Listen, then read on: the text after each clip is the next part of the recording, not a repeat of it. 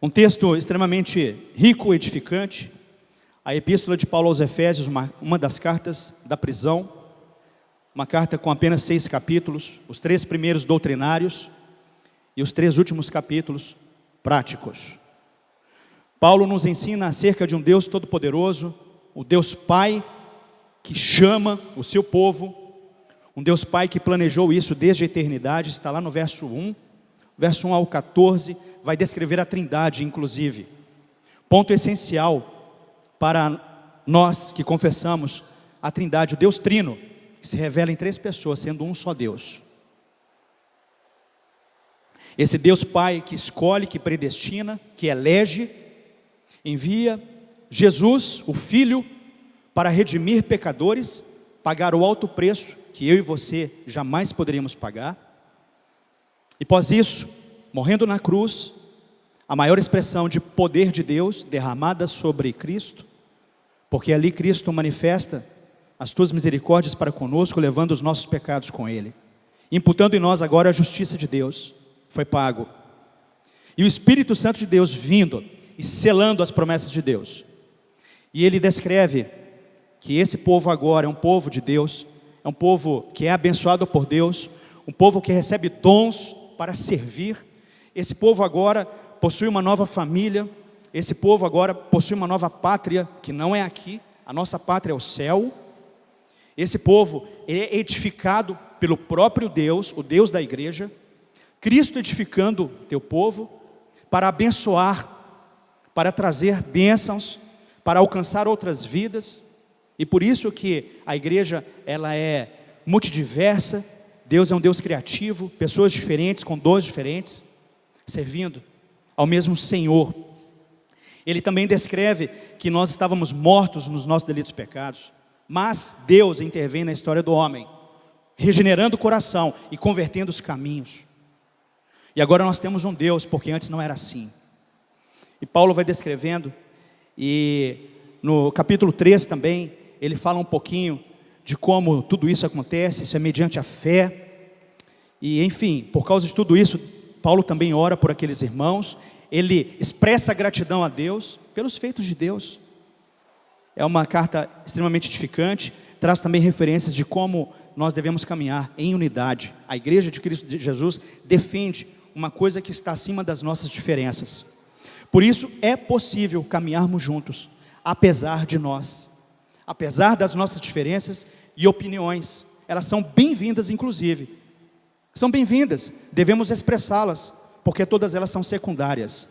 E o primordial deve ser defendido como unidade.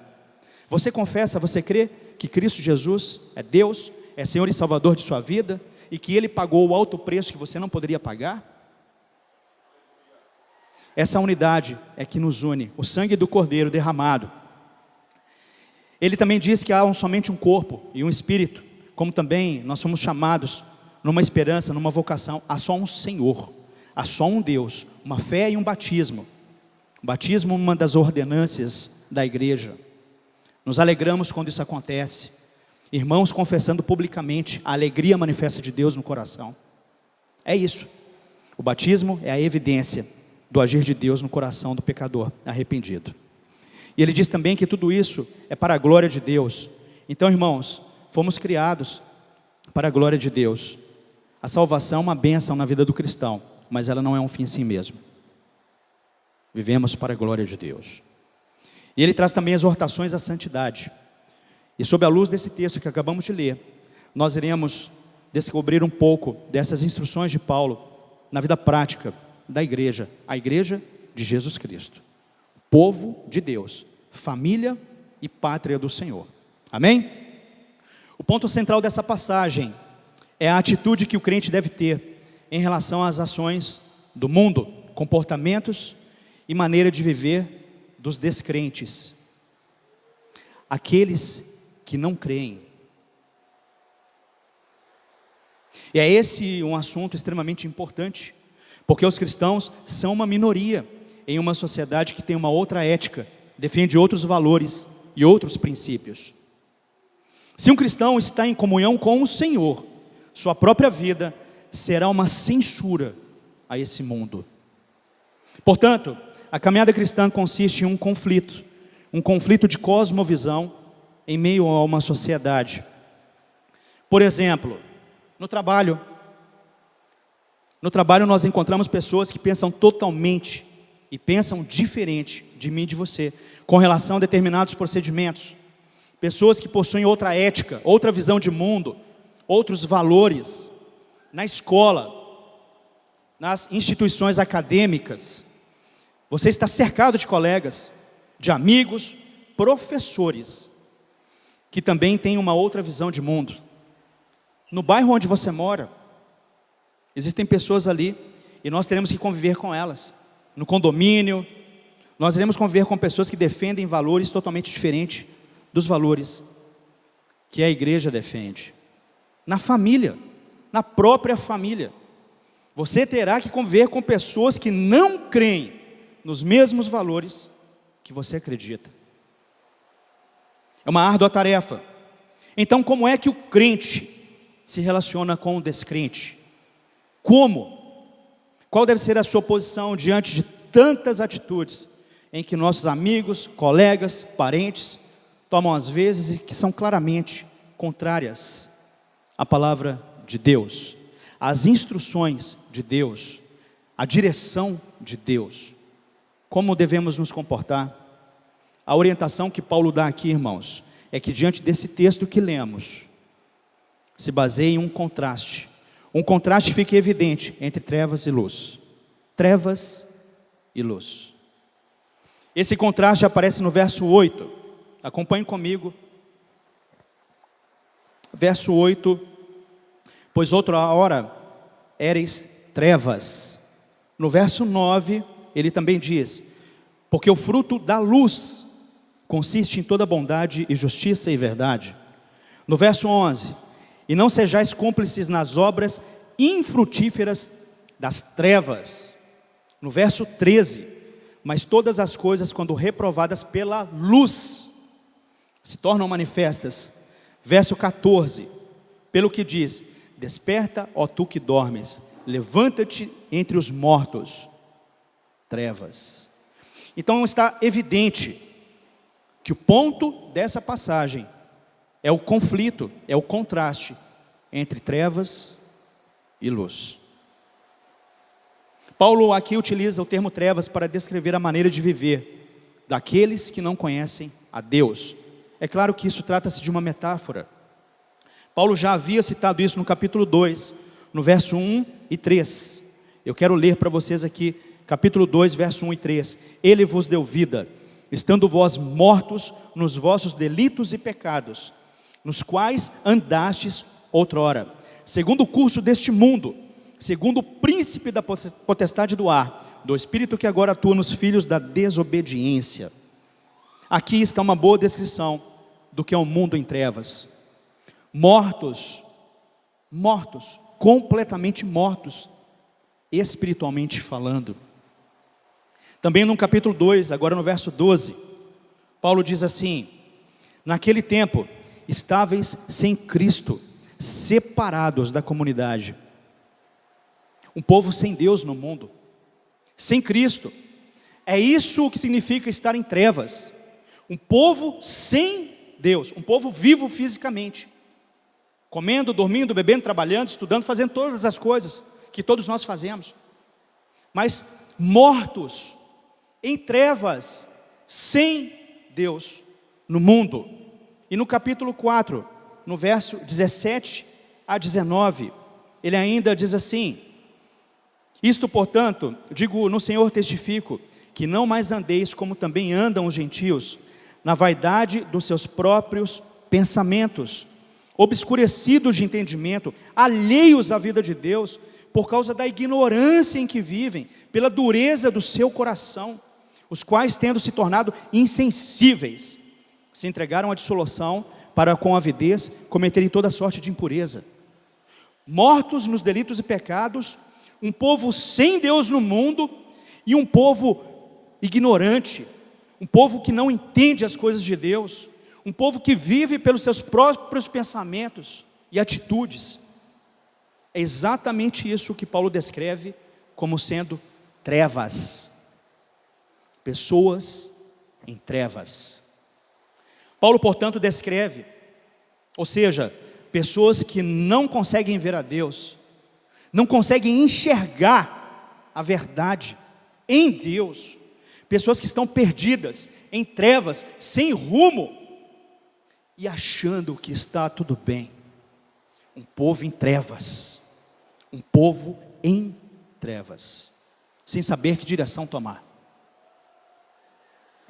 A Bíblia utiliza essa metáfora em trevas para descrever então uma pessoa sem Deus no mundo. O entendimento escurecido, alienação sobre as coisas de Deus, ignorância, insensibilidade, indiferença, frieza, e por aí vai, e por aí vai, e por aí vai. Há algo semelhante entre eu e você, antes de Deus ter alcançado o nosso coração? Por outro lado, Paulo usa essa metáfora também para descrever o que é luz. Luz na vida dos crentes, luz na vida daqueles que possuem um Deus, que creem nessa verdade. A luz representa santidade, justiça, verdade, clareza, transparência. Uma das características da luz, inclusive, é que ela dissipa as trevas. Onde ela chega, as trevas vão embora. Vão embora. Onde ela chega, as trevas somem e desaparecem. Em um confronto entre trevas e luz, a luz sempre prevalece. E é com base nesse contraste entre trevas e luz que Paulo descreve a vida dos homens que não têm a Deus, nesse caso trevas, e luz para descrever os discípulos de Jesus Cristo. E Paulo dá aqui então orientações de como aqueles que são luz, estão na luz, devem refletir a luz de Cristo, como esses devem se comportar em ação aos que vivem nas trevas, em contraste aos que vivem nas trevas. E antes de entrar na exposição do texto, é preciso fazer algumas explicações muito importantes. Porque, queridos, embora nós usemos a expressão trevas para identificar ou indicar a vida daqueles que não conhecem a Deus e não andam com Deus, nós também temos que reconhecer que pela misericórdia de Deus, somente pela misericórdia de Deus, uma pessoa descrente é capaz de fazer boas escolhas.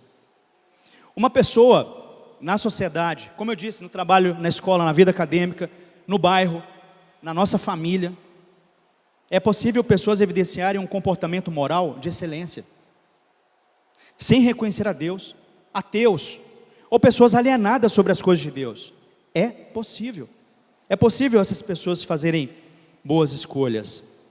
Nós convivemos com pessoas assim, pessoas que não confessam a Cristo como Jesus, aliás, não confessam a Cristo Jesus como Senhor e Salvador de suas vidas, mas optam pela verdade. Elas são honestas, tratam pessoas com educação, são sinceras, pessoas que não servem a Deus, ou desconhecem o plano salvador de Deus, mas são capazes de ter uma vida moralmente equilibrada. Você conhece pessoas assim? Aparentemente, elas são do bem, e isso acontece apesar delas. Esse é o ponto, porque isso é um resultado daquilo que nós chamamos de graça comum de Deus. O amor de Deus por sua criação. Deus é bom, e Ele é tão bom, que mesmo que uma pessoa não acredite, ainda assim Deus é capaz de abençoar. Ele é capaz de fazer isso. O amor de Deus por sua criação. Então elas desfrutam das bênçãos de Deus, mas não servem ao Deus das bênçãos. Elas estão totalmente distraídas, cativadas e felizes apenas com coisas, apenas com bênçãos. E elas vão vivendo a vida, e elas vão levando a vida. Há uma frase de Jonathan Edwards que diz o seguinte: a terra é o único inferno que os cristãos irão suportar, e o único paraíso que os descrentes irão desfrutar. De onde vem isso então? Todas essas bênçãos, virtudes, qualidades. Irmãos, não vem do homem, não vem do homem. A Bíblia é clara em dizer que todos pecaram, estão distantes de Deus. O coração do homem é inclinado ao mal, é inclinado ao mal. Pega duas crianças e dá um presente para uma delas, aliás, um presente para cada uma delas, crianças, e de repente, uma quer o brinquedo da outra, né? Pode ser o melhor de todos, mas sempre é assim, e elas ficam naquela guerra, não vai dar, não dou, começa a chorar, a bater perna, daqui a pouco um brinquedo quebra, aí aqui quebrou o brinquedo, fala, pode brincar agora, toma, pode brincar, e a outra não quer. Parece uma ilustração tão evasiva, mas essa é a realidade, irmãos, é desde pequeno, nascemos assim. Então nós não somos maus, ou o nosso coração não é mau pelo aquilo que fazemos. Nós fazemos coisas ruins por quem somos, é a nossa natureza pecaminosa, é o nosso estado distante de Deus. Então Deus é tão bom, que para impedir que o mundo que nós vivemos se autodestrui, Deus permite que pessoas façam escolhas moralmente equilibradas, mesmo que elas não creem em Deus. É por isso que o mundo existe ainda, porque senão o mundo já estaria destruído por nós mesmos. Agora o seguinte, o contrário também é verdade. Os chamados filhos da luz, os crentes, os cristãos em Cristo, que andam na luz, mas infelizmente também podem praticar obras das trevas. Essa verdade aqui, essa oposição, é uma triste realidade. Pessoas que de fato conhecem a Deus, temem a Deus, têm o conhecimento de Deus, mas que eventualmente se comportam como um ímpio. Porcos na lama. Isso acontece pelo fato de ainda termos vestígios do pecado em nossos corações. E nenhum de nós chegou até a glória. Nenhum de nós. Então é possível errarmos o alvo. Mas existe uma diferença. E a diferença aqui é um ponto muito importante.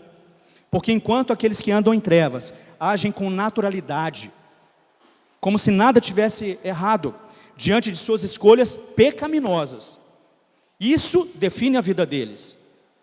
Os que estão em trevas, isso define a vida deles. Os filhos da luz, ainda que tropecem, eles podem se arrepender, e eles devem fazer isso.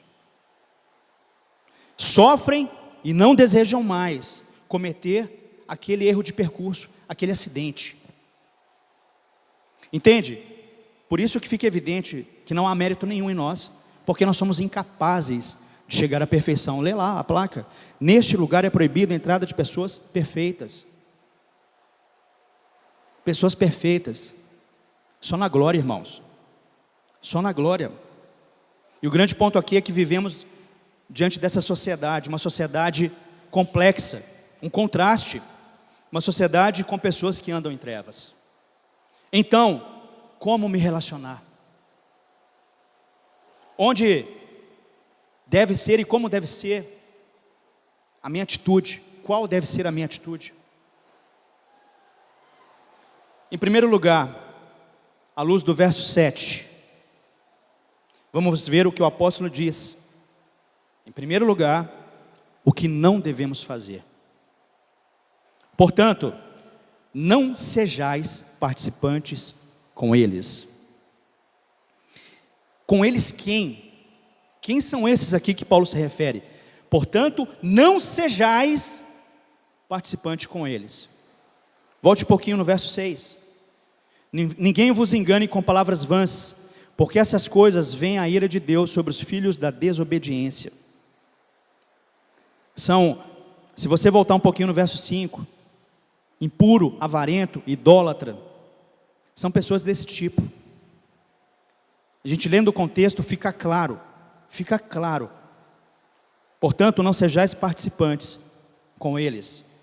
Pessoas que possuem outros valores. Olha no verso 4. Vamos ler do verso 3 em diante. Mas a impudícia e toda sorte de impurezas ou cobiça nem sequer se nomeia entre vós, como convém a santos. nem conversação torpe, nem palavras vãs ou chocarrices, coisas essas inconvenientes. Antes, pelo contrário, ação de graças. Sabei, pois, isto: nenhum incontinente, ou impuro, ou avarento, que é idólatra, tem herança no reino de Cristo e de Deus. Então, não sejais participantes com eles, essas pessoas que defendem a idolatria, avarentos, impuros, imorais, o mundo em trevas, outros valores e princípios, e está tudo bem, são esses. Não participe dessas coisas. Mas o detalhe é que vivemos em uma sociedade descrente. A sociedade, na maioria, é uma sociedade descrente. Nós não somos a maioria, nós somos a minoria. A minoria. E o fato aqui é não fazer o que eles fazem. Conviver com pessoas que estão em trevas é um grande desafio. No trabalho, na escola, na sociedade, na família, como eu já disse.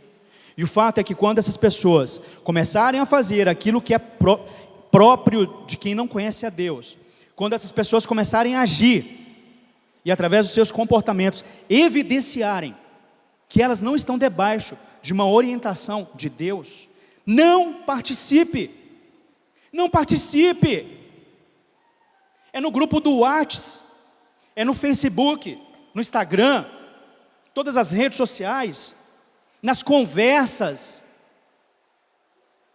nas fotos compartilhadas, recebidas e compartilhadas. Não participe. E a razão que Paulo descreve está no verso 8. Pois, outrora, éreis trevas, porém agora sois luz. Essa é a razão, meus irmãos. Antes, vocês eram trevas, mas agora não. Não é mais. Agora, vós sois luz.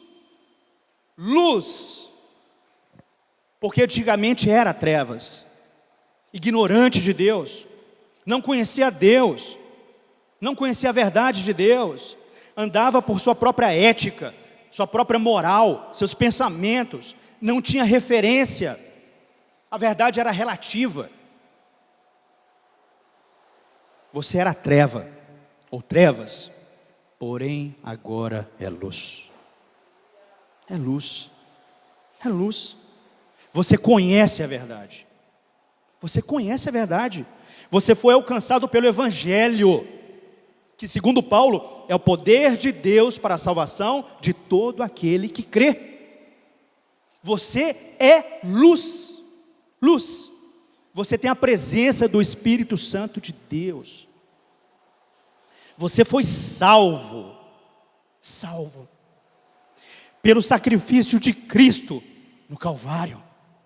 Você é luz. Então isso deve fazer uma mudança na sua vida. Isso deve fazer a diferença na sua vida e na vida de outras pessoas. O mundo em trevas e você luz no mundo. E a luz do Evangelho chegou. E agora você deve ser luz. Você agora é luz. Portanto, ande como filho da luz. Ande como filho da luz. É o que ele diz no verso 8. Pois outra hora eras trevas, porém agora sois luz no Senhor. Andai como filhos da luz. Andai como filhos da luz. Mas o que significa então andar como filhos da luz? Ele diz isso no verso 9. Porque o fruto da luz consiste em toda bondade, e justiça e verdade. Está aí na palavra. O que é andar, o que é ser luz, o que é ser filho da luz, como andar, está aí. Porque o fruto da luz consiste em toda bondade, justiça e verdade. Seja bondoso, justo e verdadeiro, mas entenda por que você é. O tempo todo. na conversa com o seu filho, com o seu pai, com a sua mãe, com seus colegas de trabalho, na faculdade, nas trocas de mensagens, em tudo quanto é lugar, irmãos. Não há nenhum centímetro quadrado que esteja fora do alcance de Deus. Não há. E se alguma situação isso ficar comprometido, não participe. Se em algum momento da sua vida isso ser luz ficar comprometido, não participe. Não participe. Sai fora. Desliga, muda, deleta, cancele, anule. Corta. Corta. O inimigo não vai vir de chifres e tridente. Ele está aí no pensamento, rodando. Olha, lançando flechas. Flechas. E os insensatos, ignorantes, distraídos, não percebem. Não percebem. E como definir, como fazer esse contraste? Como? Olha no verso 10. Provando sempre o que é agradável ao Senhor. Provando sempre o que é agradável ao Senhor. E provando aqui significa descobrir o que agrada a Deus. E fazer o que agrada. Não é só descobrir, é fazer. Ouça e pratique. Que o comportamento expresse aquilo que você prega. Esse é o desafio, irmãos. Falar é fácil. Palavras o vento leva. Se comporte. Vai lá e diga não. Faça isso. Por quê? Porque você descobriu o que agrada a Deus e colocou em prática. Parece ser uma regra geral, mas vai exigir de nós sabedoria para descobrirmos isso na prática. Não é apenas uma regra geral, é muito mais do que isso. E o que fazer em determinada situação, como me comportar, são tantas as situações, tantas elas, todos os dias, são muitas, inúmeras. Então a regra é descobrir o que agrada ao Senhor, e não o que lhe agrada. Essa é a regra. Descubra o que agrada ao Senhor, descobrindo o que te agrada, e exclua o que te agrada. É Deus que está no governo, e não nós. Abra os olhos, irmão. Não é o que te dá prazer, mas é o que agrada a Deus. Não vá na onda do mundo. Não vá. E para isso lembre-se sempre de onde você foi arrancado. Arrancado. E por quem você foi arrancado. Lembre-se disso. De onde você foi arrancado. E por quem? Quem te tirou de lá? Quem? Quem te arrancou? Quem está te atraindo até aqui? Quem mais uma vez está falando? E você ignorando as coisas de Deus? Eu quero saber quem pode acrescentar 45 centímetros à sua vida, ao curso da sua vida. A Bíblia diz que ninguém, você não sabe o dia de amanhã, eu não sei, ninguém sabe. Então não brinque com Deus. Não brinque com Deus. Não brinque. Esse Deus é poderoso, irmãos, para salvar e para condenar pecadores ao inferno. Esse é o Deus, amor e justiça. Você foi arrancado das trevas para a luz. Esse é o nosso referencial em contraste aos descrentes. E o que é que agrada a Deus? Descobre e pratica isso. Essa é a orientação de Paulo. E ele continua ainda no verso 11, nessa mesma linha. No verso 11, agora ele vai dizer, mais uma vez, o que não fazer. E não sejais cúmplices nas obras infrutíferas das trevas. Antes, porém, reprovai-as. Reprovai-as.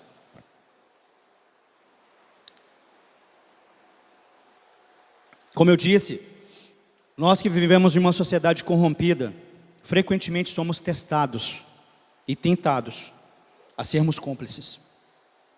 É ou não é verdade? É toda hora. Somos tentados a sermos cúmplices de várias maneiras. Todo dia tem uma coisa. Todo dia uma tentativa vem. Todo dia vem. Todo dia. Sobre a forma de um convite, sobre a forma de uma pressão, sobre a forma de um medo, de um temor, de uma ameaça, de um desespero, de uma vantagem. São inúmeras as tentações. Não dá para listar. Humanamente é impossível. São inúmeras. Essa tentação para você se tornar cúmplice, parceiro, colaborador das trevas, do mal. E para que você não seja cúmplice, ou pratique, ou incentive, ou apoie, ou se deleite, ou concorde, ou consuma, ou se omita, ou fique calado diante do mal, entenda qual é a vontade de Deus para a sua vida. São muitas as tentações diárias para que nós nos envolvamos com as trevas. Em resumo, o que o apóstolo Paulo está dizendo aqui é: não participe em nenhuma medida dessas obras, nenhuma porção sequer. Você sabe, irmãos, o que a carne precisa? Você sabe do que a carne precisa e o que ela precisa? Ela não precisa de muito não, ela precisa de uma brecha. Ela precisa só de um cheiro. Só isso. Só vou dar uma olhadinha. Quando você vai ver, seu olhar já está enfiado lá na pornografia. Eu só vou falar sobre isso. Quando você vê, você já tem um texto indicando a sua carne, o seu pecado, o seu coração. Não precisou de muito não. Uma brecha, pouquinho só. Uma piada imoral que contam. E por aí vai. Perceba o contraste entre o verso 9 e o 11. Acompanhe comigo, olha o contraste no verso 9 e 11. Porque o fruto da luz consiste em toda bondade e justiça e verdade. Verso 11. E não sejais cúmplices nas obras infrutíferas das trevas. Fruto da luz e obras infrutíferas. Irmãos, até para uma planta dar fruto, ela precisa da luz. Tem uma planta lá fora, uma árvore, ela precisa da luz. Não tendo luz nas trevas, não há frutos. Trevas não produz frutos, produz morte. Por isso são obras infrutíferas as obras das trevas. Produzem morte. Podem te dar até um prazer passageiro, mas eventualmente o salário do pecado é a morte. E sabe quem garante isso? É Deus. É o próprio Deus. O salário do pecado é a morte. É Deus que garante que vai ser assim. Portanto, não participe das obras infrutíferas das trevas. Mas então, irmãos, o que devemos fazer? Se eu não devo participar e nem ser cúmplice, o que devemos? 11 ao 14. O apóstolo nos dá 4 direções práticas. O que devemos fazer positivamente? Verso 11. E não sejais cúmplices nas obras infrutíferas das trevas. Antes, porém, reprovai-as. Reprovai-as. O primeiro, reprove. Reprove essas obras. Ao invés de ser cúmplice, de apoiar, de assistir, de se omitir, reprove. Reprove. E reprovar aqui significa deixar nítido que você não concorda. Não é, eu não reprovo aquilo que ele fez. Irmão, não reprovo o que você fez. É reprovar. É reprovar. Quem ama, cuida. E isso que significa reprovar. É deixar nítido, explícito. E você pode fazer isso verbalmente, ou não se associar. Você pode reprovar. E às vezes somente com o senso comum, isso já é o suficiente.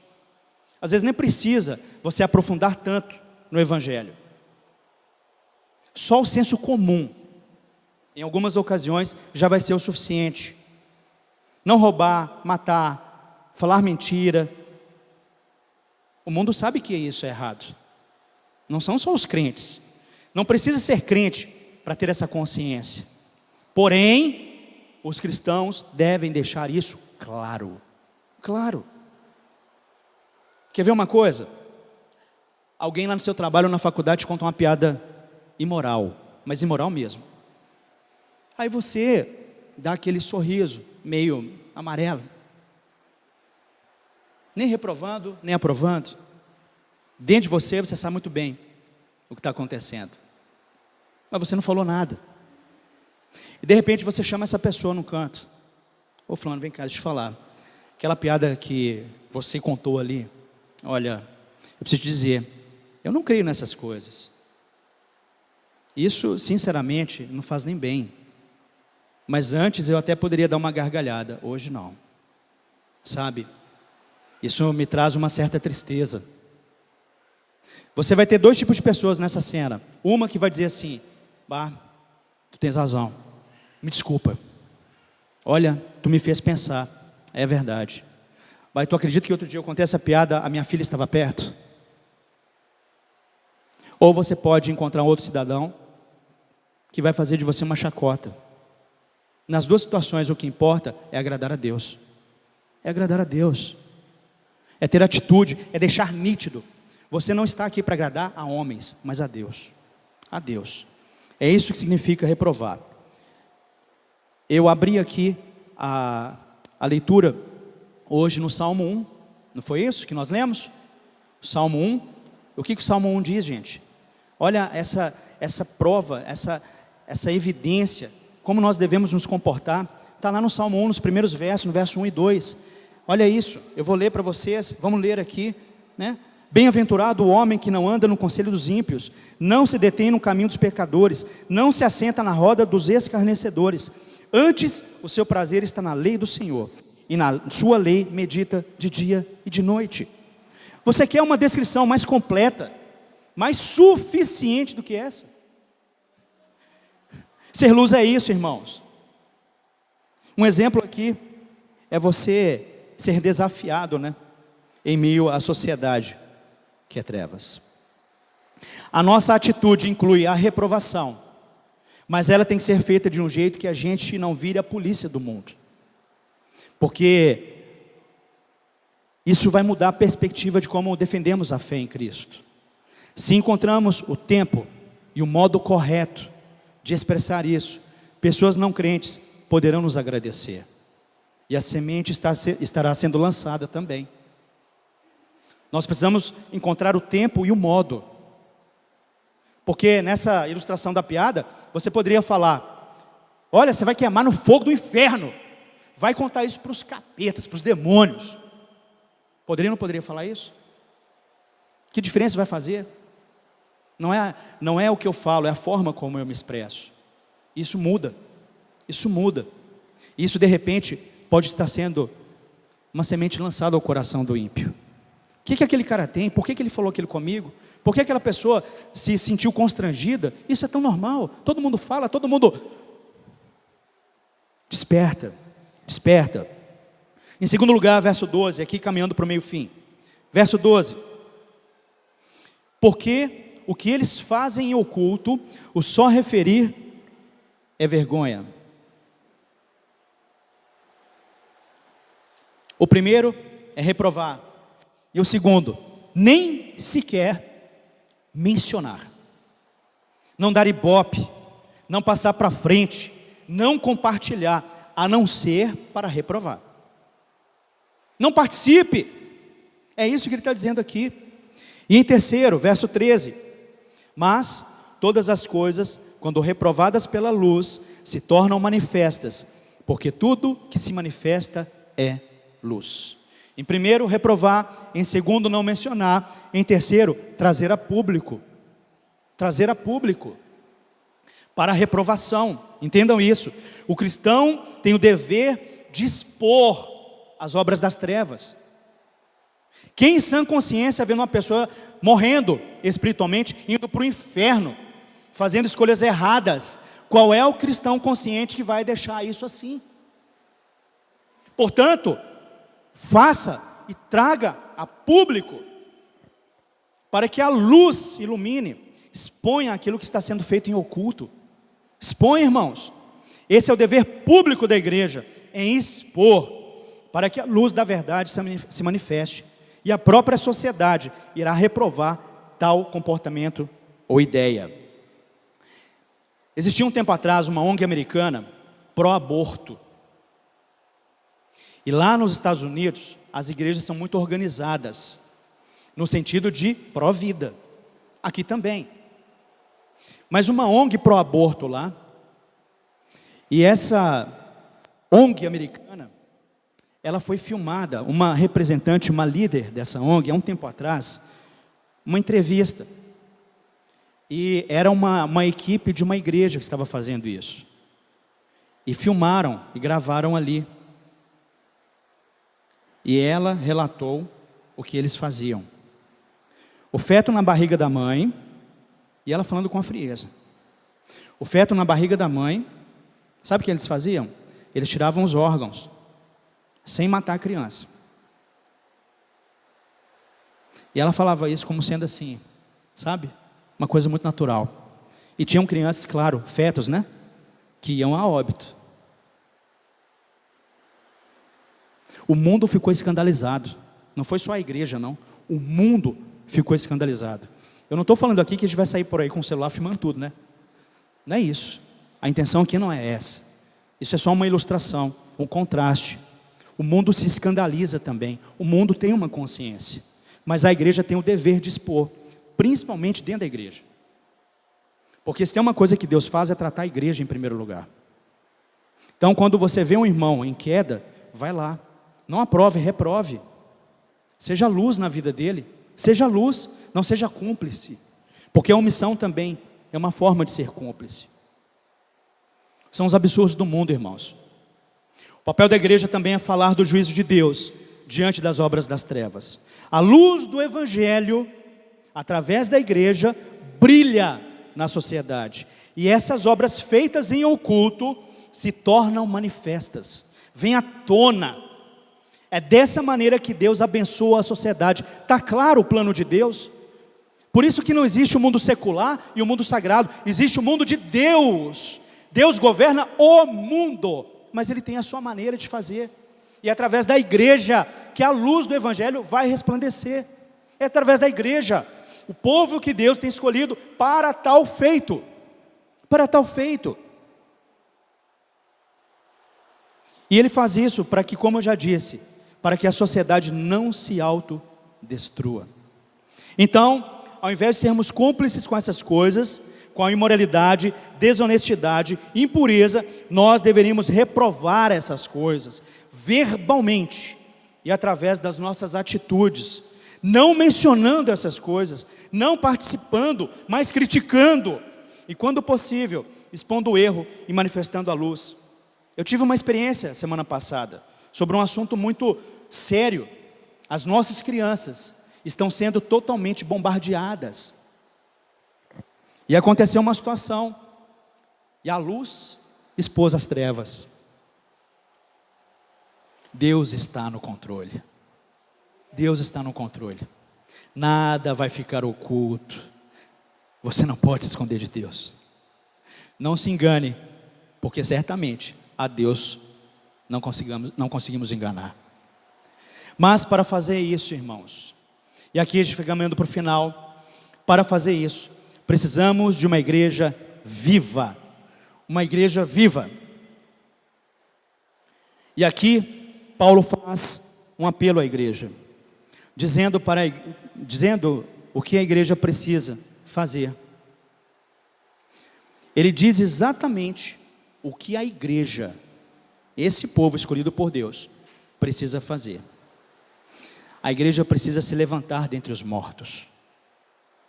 Olha o verso 14. Pelo que diz: desperta, ó tu que dormes, levanta-te dentre os mortos, e Cristo te iluminará. Ela tem que parar de ser cúmplice e ser participante das trevas, para receber a luz de Cristo Isso é um apelo ao avivamento espiritual. Esse é o nosso dever. E por que não cumprimos isso? Porque estamos dormindo entre mortos, dormindo no meio deles, como se nada nos incomodasse, dormindo entre mortos. Estamos acostumados ao mal, ao erro, à sujeira, à porcariada desse mundo aí, dormindo entre mortos, como alguém que está dormindo e não sente nada, dormindo entre mortos, vivos, mas dormindo. E às vezes a igreja se comporta assim, porque parece que está tudo normal, parece que está tudo igual. Daí Paulo diz isso no verso 14: você receberá a luz de Cristo, poder do alto, plenitude do Espírito Santo, para poder viver como crente no meio de uma sociedade corrompida, um mundo hostil, em trevas. Em trevas. E muita gente quer avivamento, sabe? Multidões de conversões. Quem é que não quer isso, irmão? Qual o crente em Cristo Jesus que não deseja essa bênção para o próximo? Todos nós queremos, nós oramos por isso. Nós oramos. A ideia de uma multidão, de gente se convertendo ao Evangelho, é bênção. Mas o verdadeiro avivamento começa na igreja de Cristo Jesus. É aqui. É na igreja. Eu e você. O verdadeiro avivamento é assim.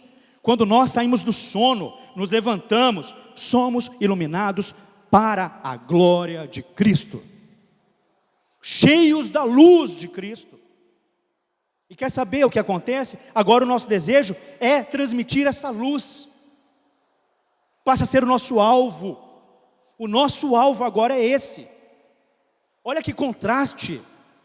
Só assim a igreja fará a grande diferença, será sal e luz em meio ao mundo de trevas. Amém? Eu queria trazer aqui algumas aplicações diante da poderosa palavra de Deus.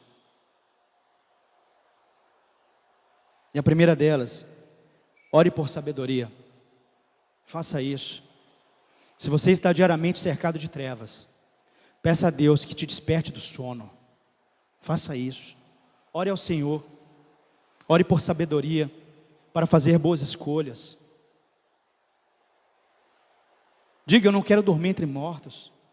Eu quero me levantar dentre os mortos, porque eu não estou morto. Eu já recebi a vida que só há em Cristo. Você não está morto, irmão.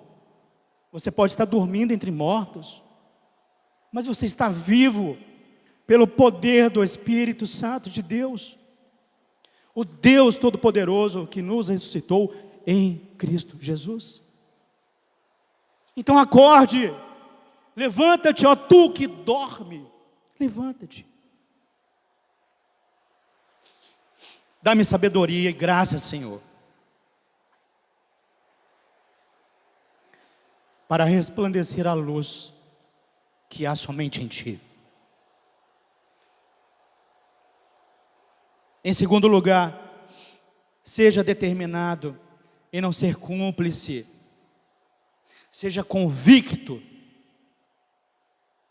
porque a força que você não tem vem de Deus. Confie e não seja cúmplice e nem participante. Olhe ao seu redor. Olhe ao seu redor e se afaste das trevas. Olhe ao seu redor e se afaste das trevas, até que você esteja totalmente cheio do Espírito Santo de Deus para encará-la. Enquanto isso, afaste-se. Em terceiro lugar e último, lembre-se que você já foi trevas, mas não é mais. Guarde isso. Você já foi, não é mais. E eu tenho uma coisa para te dizer: apesar de você, Deus vai cumprir os planos dele na sua vida. Não há quem resista. Não há quem possa dizer, não quero. Você até pode tentar, mas se houver propósito de Deus na sua vida, mas Ele vai cumprir. Não há um joelho que não irá se dobrar, e não há uma boca que não irá confessar. Não há. Não há. O Deus Todo-Poderoso converte pecadores. Amém? Amém? Você já foi iluminado pela verdade do Evangelho. Você já recebeu vida, portanto, levanta-se. Levanta-te e assuma um compromisso. Seja luz. Levanta-te, ó tu que dormes. Levanta-te entre os mortos e Cristo te iluminará. Viva, mas faça isso para a glória de Deus. Eu convido você a se levantar. Eu quero orar e depois eu vou passar a palavra ao pastor Hamilton.